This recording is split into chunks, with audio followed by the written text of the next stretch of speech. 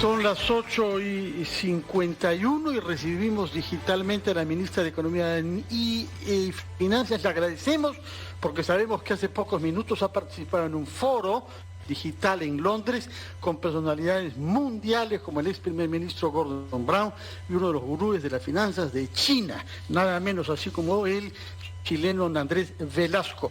Y se debía contestar en ese foro, señora ministra, a la pregunta: ¿cómo derrotar al coronavirus en todas partes del mundo? ¿Qué debemos hacer ahora? ¿Qué cosa es lo que cree usted que se está diseñando como respuesta a esa pregunta clave que desborda, es cierto, un poco los campos de su disciplina económica?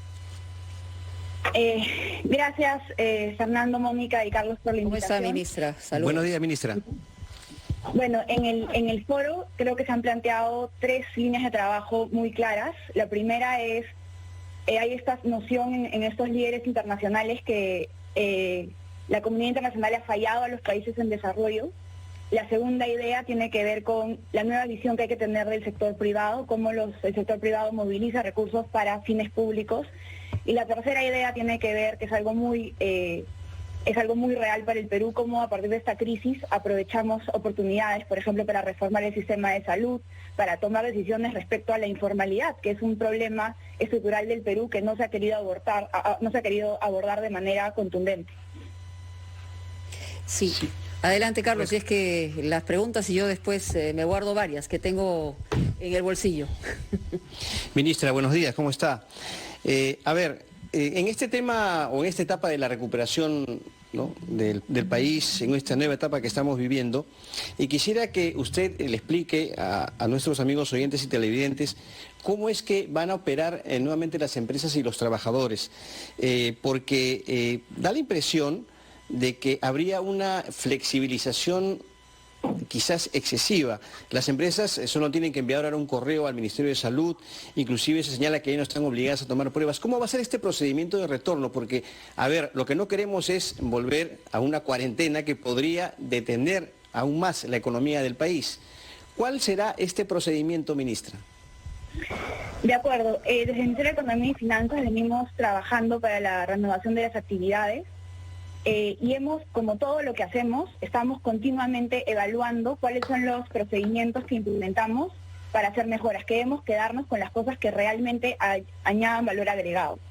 Respecto al tema del registro de los planes en el SIS-COVID, no ha habido ninguna flexibilización.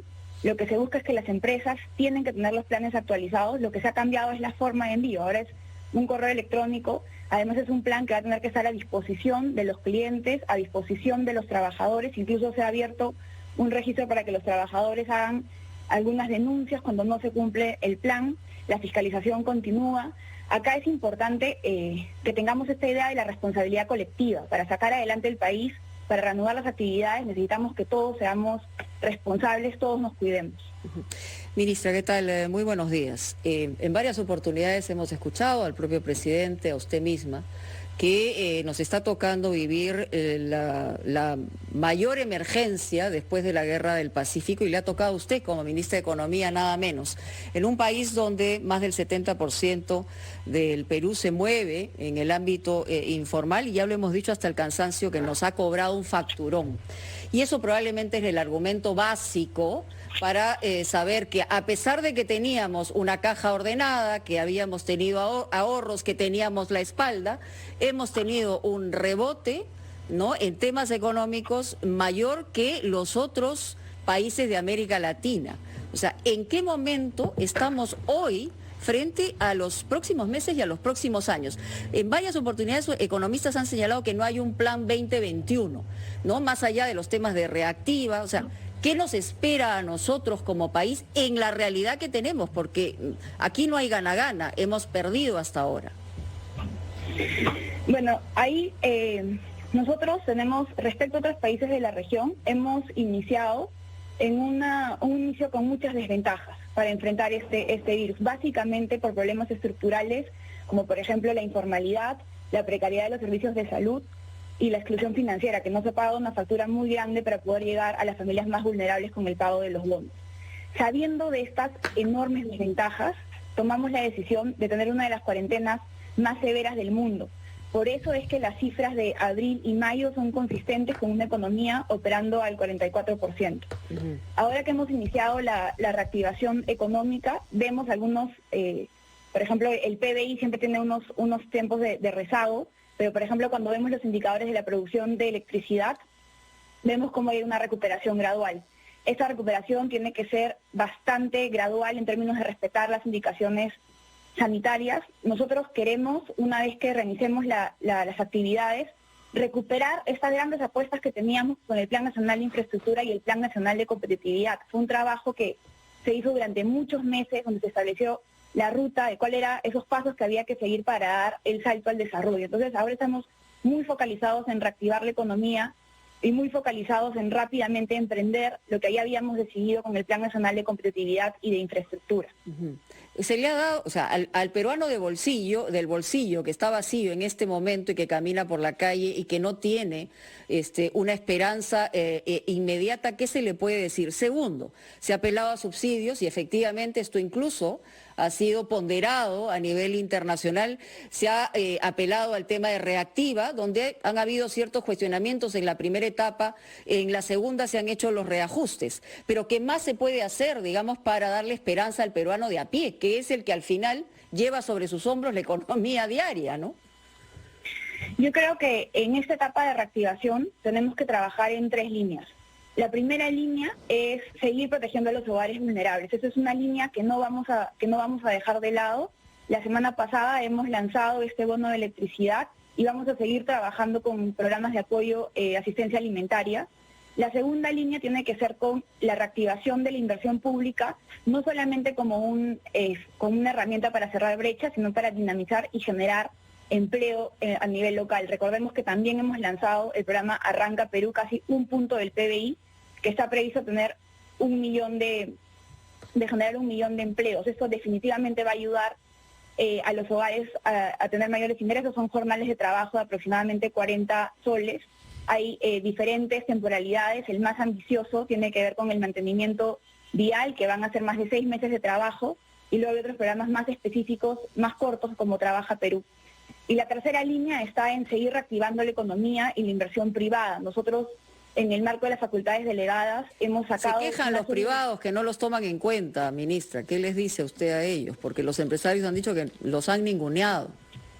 Bueno, nosotros hemos trabajado en un programa que tiene 8 puntos del PBI, Reactiva Perú para las empresas, y también es importante considerar que en una crisis hay que tomar decisiones que tengan como objetivo el interés común. Para esto se tiene que escuchar a muchas posiciones, algunas veces se tomará y otras veces no, pero la mayor convicción del gobierno es tratar de tomar las decisiones que beneficien en la mayoría a los peruanos. Creo que este programa Reactiva Perú es uno de los más ambiciosos de la región, ha tenido excelentes resultados y es darles capital de trabajo justamente a los empresarios, darles ese oxígeno que se requiere, de la mano de otras medidas que hemos sacado de prórroga de los impuestos, el fraccionamiento tributario. Hemos sacado una serie de medidas para poder darles oxígeno y para poder ayudarlos a salir adelante en este bache que hemos tenido.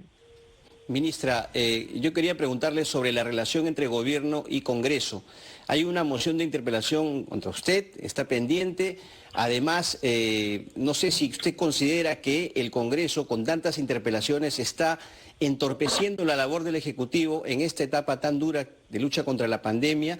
¿Usted cree que a usted se le faltó el respeto la última vez en que estuvo en el Congreso y le hicieron esperar creo que 2 horas para al final decirle gracias, no va usted a intervenir? Pero le pido por favor que nos espere un minuto porque tenemos que ir a la pausa y luego la escuchamos, señora ministra.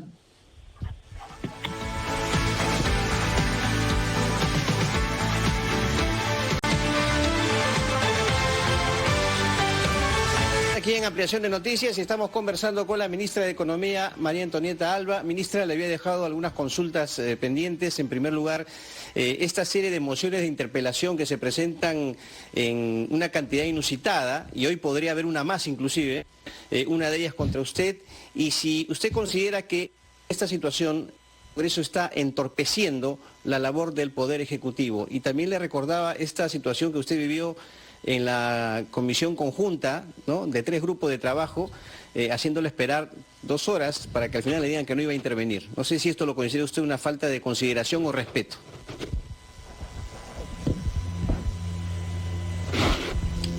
Ministra, si usted nos escucha, no la estamos escuchando, creo que había bajado su volumen. Seguimos sin escucharla. A ver si nuevamente, ministra, a ver si podemos reanudar la comunicación como estaba hasta antes de la pausa. Creo que está el volumen o ha sido bajado o hay alguna condición. Ahora sí la escuchamos. Ministra, adelante, por favor. Perfecto.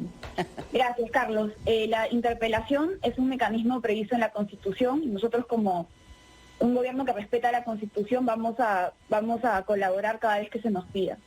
Sobre lo que sucedió hace un par de días, en realidad yo quería aprovechar ese espacio para rendir cuentas a la ciudadanía. Ha habido muchos cuestionamientos a programas como Reactiva, que son programas que han logrado sus objetivos en términos de evitar que se rompa la cadena de pagos, evitar que se ralentice el crédito a las empresas, ha logrado tasas de interés históricas. Todos esos programas del gobierno hasta ahora han beneficiado a 240.000 MIPES. Yo quería que sea un espacio donde se le da a la ciudadanía información bastante objetiva y, bueno, lamentablemente no pude tener este espacio donde yo le rendía cuentas a la ciudadanía y respondía muchas consultas, porque recordemos que son 4 comisiones las que solicitaron mi participación para explicar sobre Reactiva. Logramos que 3 se pusieran de acuerdo. Yo pensé que era un gran pedido de los congresistas que yo explique esto y, bueno, finalmente no se pudo darles a los ciudadanos la información que les quería dar. Pero, perdón, Mónica, solamente una pequeña pregunta. Está bien, la interpelación es un mecanismo constitucional, pero me refería yo al hecho de que hayan tantas, no en un solo día o en 2 o 3 días. Eso, el presidente dijo, dificulta la labor del Ejecutivo en esta etapa de emergencia. Yo quería pedirle justamente una opinión en ese sentido, en el número de interpelaciones que se presentan en un día o en 2 o en 3. Bueno, no lo voy a negar, Carlos. Estamos en la mitad de una crisis. Acá todos estamos trabajando más de 12 horas diarias. Nosotros, en cumplimiento de la Constitución, vamos a ir a responder, pero un ejemplo muy concreto es que 4 comisiones te pidan tiempo para lo mismo. Entonces sí creo que es importante tener una relación constructiva con ellos. Por ejemplo, el hecho de que el Congreso haya accedido a 3 comisiones a atenderme, definitivamente es la línea de trabajo que esperamos de ellos, ¿no? Que tratar de no nos negamos a participar en estos espacios democráticos, pero sí pedimos que sean más disciplinados con los tiempos, porque nosotros tenemos muchos temas que atender en nuestro trabajo. Sí, bueno, tienen el plato lleno, ministra, evidentemente. Fernando, ¿quieres hacer una pregunta? Yo después de ti. Quería preguntarle algo en relación a un tema que hemos comentado aquí ayer, que es el informe Moody's sobre las previsiones de la economía peruana. Para los próximos 6 meses, esta agencia internacional de calificación financiera nos ha mantenido la misma notación y ha hablado de la resiliencia de la economía peruana, pese, lo dice Moody's, a ciertas medidas populistas en el Congreso y algunos defectos estructurales de nuestra sociedad, como la informalidad en el trabajo y la alta tasa de corrupción. Todo eso lo dice Moody's. Sin embargo, muchos economistas en el Perú están desarrollando una visión catastrofista y subrayando todas las dificultades que enfrentaremos sin duda en el futuro. ¿Qué les contestaría a usted? ¿Cuál es la base de su confianza que después de un año negro, que es el año en curso, gracias a los esfuerzos que está haciendo el gobierno y los sacrificios de la población, el próximo año tendremos un rebote y nos pondrá otra vez en la vía de crecimiento? ¿En qué se basaría su confianza para explicar eso a los ciudadanos que no han estudiado economía como usted? Bueno, Fernando, primero responderte que ningún economista vivo ha tenido una experiencia en una crisis como esta. Esta es una crisis sin precedentes, donde estamos viendo cuáles son las mejores decisiones que tomar. Lo que ha dicho Moody's es real. Nuestra economía es sólida. Han sido un consenso que tomamos hace casi 3 décadas sobre cuál era la forma responsable de manejar la economía. unas finanzas públicas sólidas que justamente son los que nos permiten ahora financiar este plan ambicioso. Y es muy importante un llamado a que las iniciativas del Congreso no rompan esta solidez fiscal y esta solidez del sistema financiero que necesitamos para salir adelante de la crisis. También somos absolutamente conscientes de los problemas estructurales. Creo que es importante tener ese nuevo consenso social sobre, así como hace 30 años nos pusimos de acuerdo que la macroeconomía era importante, ahora nos tenemos que poner de acuerdo en que tenemos que tomar cartas en el asunto respecto a la informalidad, respecto a la exclusión financiera. Yo confío en que la recuperación se va a dar en este segundo semestre, obviamente siempre monitoreando las variables epidemiológicas, y el próximo año creo que va a ser importante de una vez ponernos con mucha agresividad a implementar estos planes nacionales de infraestructura y competitividad. La ruta está trazada, requerimos mucho compromiso y un enorme consenso social sobre la necesidad de abordar estos problemas estructurales. Sí, bueno, en efecto, el tema de los problemas estructurales es una cosa que arrastramos largamente. Además, estamos en un año previo a un año electoral, lo que complica mucho más el ruido político. Ya estamos viendo el tipo de iniciativas que se están debatiendo en el Congreso. Y yo me imagino que al final del día, usted, ministra, y esta es una pregunta personal que cada vez que la veo me la hago, ¿no? Digo, usted en algún momento debe tener un gran desaliento frente a la respuesta, porque a pesar de todos los esfuerzos que se puedan haber colocado, ¿no? Las representantes de la calificadora dicen, bueno, nos van a dar el beneficio de la duda, pero por otro lado, el Fondo Monetario, el Banco Mundial, nos dice que vamos a hacer, a pesar de haber hecho las cosas bien al inicio, vamos a ser el país más afectado, ¿no? Que va a caer, es uno de los países que más va a caer económicamente. Entonces, yo me imagino que frente a eso, usted en algún momento decir, bueno, ¿y qué está pasando? ¿Qué estoy haciendo mal? Los resultados económicos de abril y mayo eran totalmente previsibles para nosotros. Cuando nosotros comenzábamos a ver el 6 de mayo cuáles iban a ser las proyecciones, dado ese nivel de R que teníamos tan elevado, las proyecciones en términos de muertes y contagios iban a ser lamentables.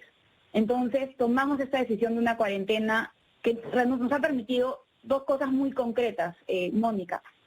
Un país con la estrella de la región económica tenía 276 camas UCI en la quincena de marzo para 35 o 33 millones de peruanos. Entonces, esta cuarentena tan agresiva nos ha permitido, uno, la reducción del R, este número tan importante que seguimos. Sí, y de la multiplicación de contagios, dices, ¿no? La multiplicación de los contagios, que como te digo al inicio, las cifras eran terribles, las estimaciones. Sí. Y dos, no se puede negar que en estos meses hemos hecho por el sistema de salud cosas que no se han hecho en décadas. De 272 camas vamos a terminar con 2.000 UCIs, de más o menos 2.000 camas hospitalarias vamos a terminar con 20.000. Entonces, esas decisiones que se han tomado, que han sido duras, eran una respuesta a priorizar la salud y la vida de las personas por encima de todo. Nosotros creemos que hemos hecho las cosas bien, siempre está en evaluación, siempre todo puede ser perfectible y somos muy optimistas de este segundo semestre. Es muy importante que los gobiernos regionales y los gobiernos locales nos ayuden con estas metas ambiciosas que tenemos de ejecución de la inversión pública de Arranca Perú y con el sector privado. Con el sector privado conversamos mucho, tenemos agendas establecidas con los principales gremios. Entonces creo que eso es un momento de trabajo en conjunto, de responsabilidad colectiva, y eso es algo que también le pido a los ciudadanos. He visto las portadas de hoy. Necesitamos que seamos disciplinados, necesitamos salir adelante juntos, necesitamos que cumplan la distancia social, que utilicen las mascarillas. Es muy importante para salir de esta crisis que todos trabajemos juntos. Sí, Carlos, quería dejar planteada una pregunta antes Sí. de ir a la siguiente secuencia. Sí, ministra, no sé si ese desaliento del que hablaba Mónica, usted lo ha percibido también luego de los proyectos que se han presentado en el Congreso de la República vinculados al sistema financiero, bancario y económico en términos generales, porque ustedes han asistido, han explicado, especialistas también, y al final los proyectos se presentan y se aprueban en las comisiones. No sé qué podría generar desde el punto de vista negativo la aplicación de estos proyectos ya en el sistema económico. Volvemos después de la pausa, ministra, por favor.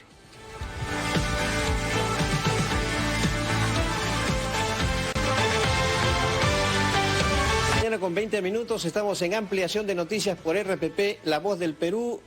Mónica Delta, Fernando Carvalho y Carlos Villarreal los acompañamos esta mañana y estamos dialogando con la ministra de Economía, María Antonieta Alba.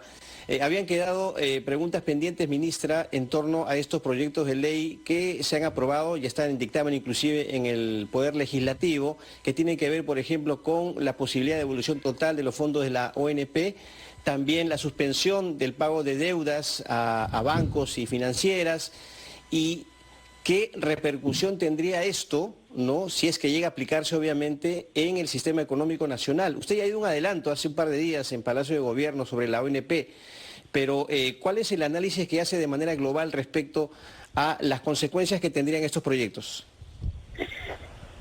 Gracias, Carlos. Estos proyectos de ley vulneran los principios más básicos de la teoría económica y en un momento que tenemos que reactivar la economía, esto va en contra de todas las posibilidades que tenemos de reactivar la economía. Y te quiero hablar de manera puntual sobre los dos proyectos de ley. El primero, del sistema financiero. Nosotros desde el día 1 de esta crisis, el Banco Central, la Superintendencia de Banca y Seguros y nosotros entendimos el problema de las reprogramaciones. El Banco Central y la SBS dio una serie de instrumentos y facilidades y al día de hoy hay más o menos 8.9 millones de créditos reprogramados, más del 60% de la cartera de las MIPES y de las pequeñas empresas está reprogramada. Entonces ya se dio en un marco técnico todos los instrumentos para hacer las reprogramaciones.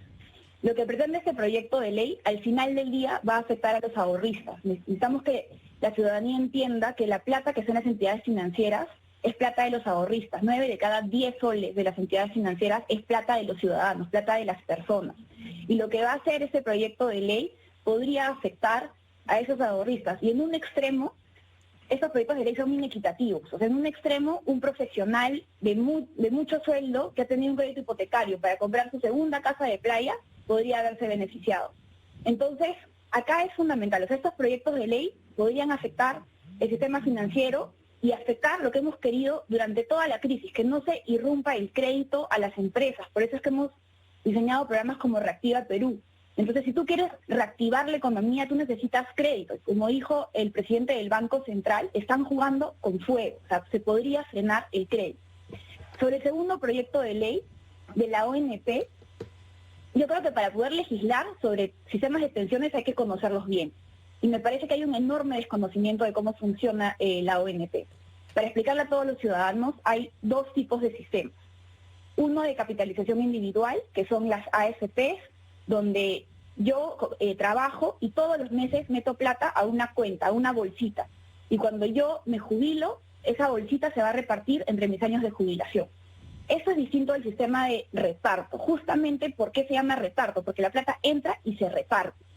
Entonces acá, la plata que entra de las personas que pagan mensualmente, que contribuyen a la ONP, se reparte a los jubilados. Acá no hay una cuenta individual, acá no hay una bolsita donde se guarde la plata para cada persona. Esto es lo que nosotros le llamamos aportes solidarios. Y en el sistema peruano, incluso este año, el Tesoro Público va a tener que poner aproximadamente 800 millones de soles para poder pagarle a los jubilados porque no se puede completar con todo lo que contribuyen. Entonces, de nuevo, si alguien pretende sacar plata que no existe, porque como les he dicho, la plata entra y se reparte a los jubilados, vamos a poner en riesgo el pago de todos nuestros jubilados sin considerar, Carlos, esto es fundamental. En esta crisis tenemos que respetar a la Constitución.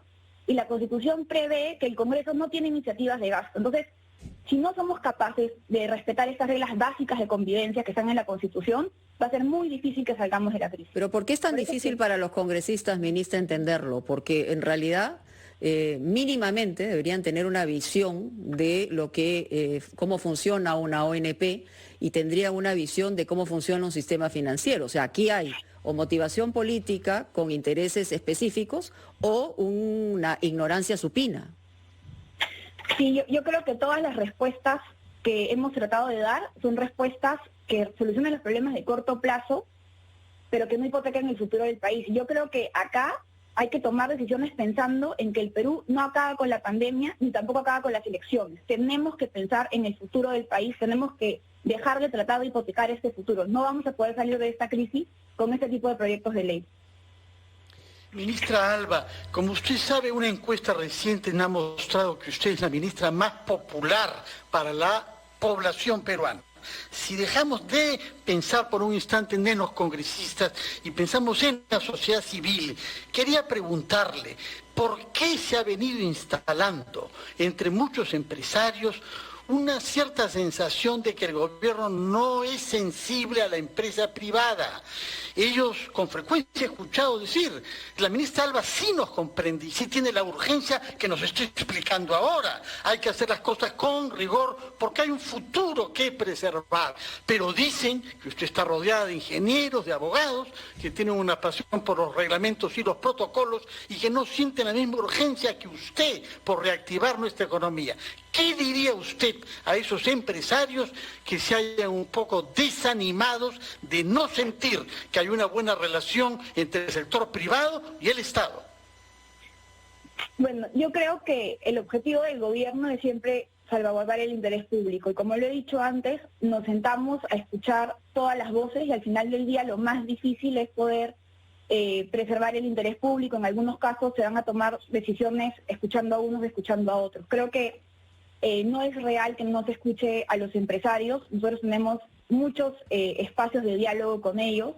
Lo que sí es real es que nunca un gobierno ha enfrentado una pandemia, ha tenido que cerrar la economía y volverla a abrir. Lo que también es real es que este camino nuevo que estamos transitando, somos muy autocríticos, siempre los evaluamos y creo que los empresarios pueden darse cuenta que cuando se identifican errores o se identifican aspectos de mejora, los corregimos. Yo en realidad esta semana hemos tenido reuniones importantes con los gremios empresariales y les he pedido que en esta etapa de la reactivación económica tenemos que trabajar de la mano, ¿no? Acá se necesita el sector público y el sector privado trabajando juntos y, como les digo, los espacios de diálogo con ellos siempre están abiertos. ¿Qué es lo más difícil para tomar una decisión en un momento tan complicado como esta, ministra? Es decir, la posibilidad del entendimiento de la medida o es difícil además del marco estructural que tenemos, en cómo somos cada uno de nosotros a partir de nuestra propia idiosincrasia en el Perú, porque son niveles distintos y usted no puede estar ajeno o ajena a lo que es cada ciudadano peruano. O sea, es una dificultad. O sea, ¿qué es lo más complicado para usted al tomar estas decisiones? Creo que lo más complicado es tratar de expresar y no equivocarnos en la búsqueda del interés público. Pensemos en la ley de peajes que se aprobó. Se trató de disfrazar un interés público cuando claramente era un interés a un grupo muy acotado de empresas de transporte. Entonces, lo más difícil es estas medidas que tratan de disfrazarse como medidas que buscan el interés público, pero que al final solamente son más nocivas o solamente afectan a un grupo muy reducido de personas. Creo que la búsqueda del interés público es lo que necesita la crisis, lo que necesitamos de todos los líderes políticos. Necesitamos un entendimiento de la sociedad. Yo también, nosotros como gobierno sabemos perfectamente lo difícil que es esta situación para los peruanos, por eso hemos diseñado estas políticas de los subsidios, esos programas de empleo temporal. No vamos a descansar en tratar de apoyar a aliviar esa situación y salir adelante. ¿Cuántos empleos se han perdido, para ser claros? ¿Y cuándo salen las cifras del MEF en la proyección a fin de año? Sobre las proyecciones, estábamos en un contexto de bastante incertidumbre, por eso es que nosotros teníamos que publicarlas en abril, las hemos ampliado a agosto, como saben, coincide con la formulación presupuestal, entonces ahí es un tema que yo le he dicho muchas veces, yo quiero ser absolutamente responsable con el próximo gobierno, así que el presupuesto que formulemos va a tener que ser bastante realista respecto a cómo vemos la rapidez de la recuperación económica. Respecto a los empleos, se observa que se han recuperado más o menos 80.000 empleos, no es suficiente, por eso estamos sacando estos programas de empleo temporal con Arranca Perú y también estamos, la reactivación económica, la reanudación de las actividades económicas es en realidad la línea más potente para poder recuperar el empleo. Ministra, quería hacerle una pregunta ya de carácter más personal con respecto a la situación con el legislativo. ¿Está usted preocupada por una posible censura en el Congreso? Porque basta ver la actitud, ¿no?, o la disposición con la cual algunos congresistas reciben a los ministros y opinan sobre su gestión. Entonces, por ello le pregunto, ¿le preocupa esta posibilidad? Ayer conversábamos con un representante de Moody's y refería que un cambio, ¿no?, en el timón del ministerio en este momento sería realmente inconveniente. Sí, Carlos, yo soy una funcionaria pública de carrera. En cada uno de los encargos que se me da yo lo asumo con mucha responsabilidad. No quiero especular sobre lo que hará el Congreso, pero yo confío, acá en el Ministerio de Economía y Finanzas tenemos un equipo muy sólido, con la que yo soy siempre lo digo, yo soy la cara visible, pero detrás mío hay un equipo enorme de profesionales muy comprometidos con el Perú. No quiero especular sobre la censura, pero sí quedarme con, si eso sucediera, tengo la tranquilidad en el espíritu de haberlo dejado todo por sacar el país adelante. Ya lo que suceda después no puedo hacer conjeturas sobre eso, pero sí en el Ministerio de Economía y Finanzas quédense que la confianza, que es un equipo muy sólido que estará al frente dando la batalla. Muy bien, ministra, estamos seguros que además ha quemado etapas, porque la verdad que tener esta responsabilidad en un momento histórico para el país, y no solamente hablo de un tema de juventudes, sino pero a cualquiera y al más pintado se le mueve el piso, y esperemos, de verdad, estamos en sus manos, porque de la cordura, de la sensatez, puede salir la viabilidad de salir adelante. De lo otro sale cualquier cosa menos eso. Le agradecemos muchísimo, ministra, su presencia aquí en Ampliación de Noticias. Buena suerte, porque esa suerte es para nosotros también. Ojalá. Gracias. Hasta luego. Buenos días, ministra. Muy buenos días. Gracias. Pausa y regresamos a Ampliación de Noticias.